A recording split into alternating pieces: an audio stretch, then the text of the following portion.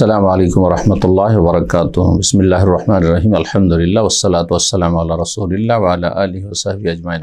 সম্মানিত ভাতৃমণ্ডলী, যেখান থেকে আমাদের সাথে আছেন, আজ আপনাদের সামনে একটি গুরুত্বপূর্ণ বিষয় নিয়ে এসেছি। তা হচ্ছে জিলহজ মাসের প্রথম 10 দিনের গুরুত্বপূর্ণ আমলগুলি। আমি আজকে সংক্ষেপে, দলিল ছাড়া, যদিও প্রত্যেকটি দলিল রয়েছে, কিন্তু সময়ের স্বল্পতার জন্য শুধু পয়েন্টগুলি বর্ণনা করব এই 10টি আমলের। প্রথম যে গুরুত্বপূর্ণ আমল সেটি হচ্ছে বাইতুল্লাহর হজ বা ওমরা করা, আর বিশেষ করে যদি সেটি ফরজ হয়, অর্থাৎ জীবনের প্রথমবার হয়। এটি সবচেয়ে গুরুত্বপূর্ণ আমল। আল্লাহ রাব্বুল আলামিন আমাদের সকলকে তৌফিক দান করেন, যারা হজ করেছেন কবুল করেন, ওমরা করেছেন কবুল করেন। 2 নম্বর হচ্ছে এই দিনগুলিতে সিয়াম পালন করা, রোজা রাখা। সিয়াম একটি গুরুত্বপূর্ণ ইবাদত, আর এই দিনগুলি যেহেতু গোটা বছরের মধ্যে সবচেয়ে ফজিলতপূর্ণ, আল্লাহর কাছে এই দিনগুলির আমল জিহাদ ফি সাবিলিল্লাহর চাইতে বেশি গুরুত্বপূর্ণ, সমস্ত আমলের চাইতে গুরুত্বপূর্ণ এবং ফজিলতপূর্ণ। সেই জন্য 1 তারিখ থেকে নিয়ে 9 তারিখ পর্যন্ত সিয়াম পালন যদি কেউ করে তাহলে ভালো সবচেয়ে, আর না হলে কমপক্ষে আরাফার দিনে সিয়াম পালন করবে। যেই দিন হাজী সাহেবগণ আরাফে অবস্থান করেন সেই দিন সিয়াম পালন করবে। রাসূলুল্লাহ সাল্লাল্লাহু আলাইহি ওয়াসাল্লামকে জিজ্ঞাসা করা হয় আরাফার সিয়ামের ফজিলত সম্পর্কে, তখন তিনি উত্তরে বলেন, ইউকাফিরুস সানাতাল মাদিয়া ওয়াল বাকিয়া, গত 1 বছর গুনাহ মাফ হবে এবং আগামী 1 বছর গুনাহ মাফ হবে। আল্লাহ রাব্বুল আমাদের সকলকে তৌফিক দান করেন। 3 নম্বর যে ইবাদতটি করবেন এই দিনগুলোতে, সেটি হচ্ছে তাকবীর পাঠ করা। মহান আল্লাহ সূরা হজের আয়াত নম্বর 28 বলছেন, ওয়ায়াজকুরুসমাল্লাহি ফি আইয়ামি মালুমাত। মুমিন মুসলিমরা আল্লাহর জিকির আজকার করবে বিশেষ জানাশোনা কয়েকটি দিনে। ইবনে আব্বাস রাদিয়াল্লাহু তাআলা তাফসীর করেছেন যে আশরু জিলহিজ্জা, জিলহজ মাসের প্রথম 10 তারিখ থেকে শুরু করে 13 তারিখ পর্যন্ত তাকবীর পাঠ করবে। নবী সাল্লাল্লাহু আলাইহি ওয়াসাল্লাম এমরে বলেছেন, ফাকসিরু ফিহিন্না মিনাত তাহলিল ওয়াত তাকবীর ওয়াত তাহমিদ। বেশি বেশি এই দিনগুলিতে লা ইলাহা ইল্লাল্লাহ পড়ো, তাকবীর আল্লাহু আকবার পড়ো, আলহামদুলিল্লাহ পড়ো। তাকবীরের প্রসিদ্ধ বাক্য হচ্ছে আল্লাহু আকবার, আল্লাহু আকবার, লা ইলাহা ইল্লাল্লাহ, আল্লাহু আকবার, আল্লাহু আকবার, ওয়ালিল্লাহিল হামদ। আর বিভিন্ন পার্থক্যের সাথে যে বাক্যগুলি রয়েছে সালাফ থেকে বর্ণিত, সেগুলি পড়তে পারেন।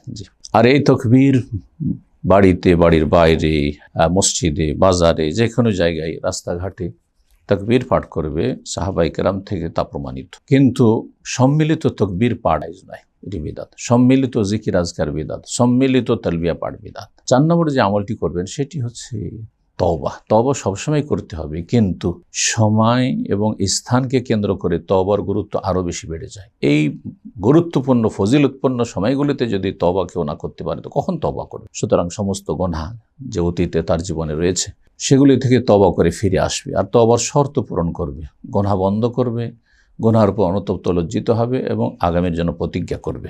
বান্দার হক হলে সেটি আদায় করবে। 5 নম্বর গুরুত্বপূর্ণ আমল হচ্ছে বেশি বেশি ফরজ ইবাদত বন্দেগীর পরে নফল ইবাদত বন্দেগী করা। যে কোনো ধরনের ইবাদতের ক্ষেত্রে আগে ফরজের হেফাজত করে তারপরে নফল ইবাদত বন্দেগী বেশি বেশি করা, যেমন সালাত, সুন্নত নফল বেশি পড়া পাবন্দির সাথে, দান সাদকা করা এবং কোরআন তেলাওয়াত করা, ভালো কাজের উপদেশ দেওয়া, অন্যায় কাজে বাধা হওয়া, দিনের কাজ করা, ইলম চর্চা করা, ইত্যাদি ইত্যাদি। 6 নম্বর যে আমলটি এই দিনগুলিতে, তাকবীরকে উলামায়ে কেরামগণ 2 ভাগে ভাগ করেছেন। অনেকে তাকবীর মুতলাক, যেটা সবসময় পাঠ করবেন যে কোনো সময়, তার জন্য সময় নির্ধারণ নেই, কোনো সময়ের সাথে সম্পৃক্ত নয়। এই তাকবীর দিন রাত যে কোনো সময় পাঠ করবেন, যে কোনো জায়গায়, আপনি যেখানে আল্লাহর জিকির করা জায়েজ, নাপাক জায়গায় ছাড়া। আর আরেকটি হচ্ছে তাকবীর মুকাইয়াদ, অর্থাৎ মুকাইয়াদ বিআদবারি সালাওয়াত, ফরজ সালাতের পরে তাকবীরগুলি পাঠ করা।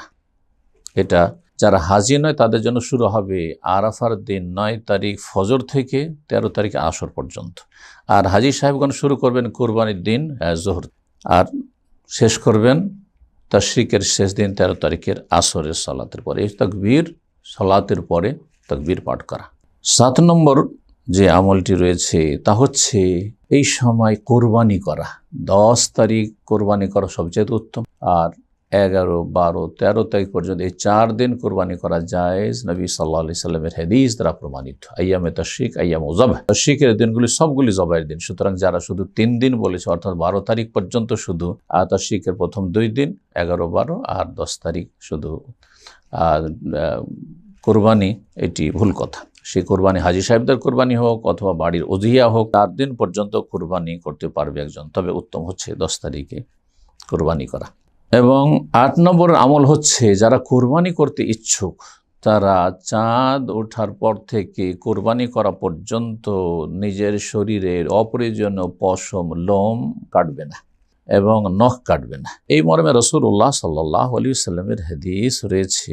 উম্মে সালামা রাদিয়াল্লাহু তাআলা আনহা বর্ণনা করেন যে নবী সাল্লাল্লাহু আলাইহি ওয়াসাল্লাম বলেছেন, ইযা রাআইতুম হিলাল জিলহিজ্জা, যখন তোমরা জিলহজের চাঁদ দেখতে পাবে, ওয়া আরাদা আহাদুকুম আন ইউদাহিয়া, আর তোমাদের কেউ কুরবানি করতে চায়, ফালইউমসিক আন শারি ওয়া আজফারি, সুতরাং সেই কুরবানি করতে ইচ্ছুক ব্যক্তি, যিনি মালিক হবেন বাড়ির, সবাই নয়, স্ত্রী ছেলে মেয়ে তার মধ্যে শামিল নাই, তাদের জন্য এই মাসলা প্রযোজ্য নয়।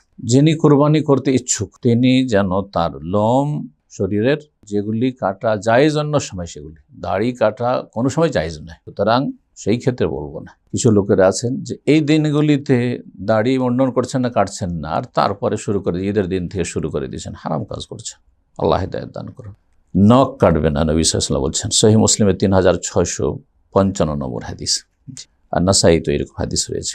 9 নম্বর যে আমলটি বলো সেটি হচ্ছে, একজন মুসলিম যথাসাধ্য চেষ্টা করবে ঈদের সালাতে উপস্থিত হওয়ার। অনেকেই যারা প্রবাসে থাকেন তাদেরকে দেখা গেছে বা শোনা গেছে তাদের সম্পর্কে, তারা রাত্রে বন্ধু বান্ধবের সাথে আড্ডা দিয়ে থাকে, আর তারপরে সকাল হয়ে যায়, ফজরও ঘুমায় আর ঈদের সময় ঘুমায়, আর দিন হওয়ার পরে ঈদের সালাত যখন শেষ হয় তখন তারা বিছানা থেকে জেগে ওঠে। আল্লাহ তাদের হিদায়াত দান করে। ঈদের সালাত অনেকের কাছেই বছরের একটি ফরজ, ইবনে তাইমিয়া রাহিমাহুল্লাহ বলেছেন, সুতরাং সে ফরজ ত্যাগ করলো। এই মত অত্যন্ত শক্তিশালী, যদি অধিকাংশ আইম্মায়ে কেরামগণ বলছেন যে ঈদের সালাত হচ্ছে সুন্নাতে মুআক্কাদা। তো ঈদের সালাত আদায় করা এবং আল্লাহর শুকরিয়া আদায় করা এটি অত্যন্ত গুরুত্বপূর্ণ বিষয় ঈদের দিনে। 10 নম্বর সর্বশেষ যে আমলের কথা হলো সেটি হচ্ছে, এই দিনগুলিতে বেশি বেশি কল্যাণমূলক কাজ করবেন, আল্লাহর সন্তুষ্টির কাজ করবেন, বেশি বেশি জিকির আজকার করবেন, বেশি বেশি শুকরিয়া আদায় করবেন। আল্লাহ রাব্বুল আলামিন ইরশাদ করেছেন, লা ইন শাকারতুম লাযিদান্নাকুম, তোমরা যদি শুকরিয়া আদায় করো তাহলে তোমাদের